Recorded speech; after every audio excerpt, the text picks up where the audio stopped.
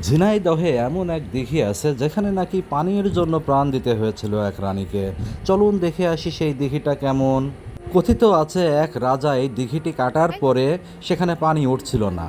তিনি স্বপ্নাদেশ পেলেন রানী যদি দিঘির তলদেশে নেমে পানির জন্য ঢোল তবলা বাজায় এবং অন্যান্য অনুসারীরা ঢোল তবলা বাজালে তখন পানি উঠবে।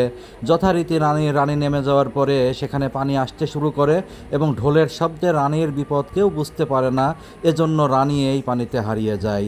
এই আত্মত্যাগের গল্প কি সত্যি নাকি এটা কিংবদন্তি, এটা এখনও জানা যায়নি, ইতিহাসবিদরা বলতে পারেনি।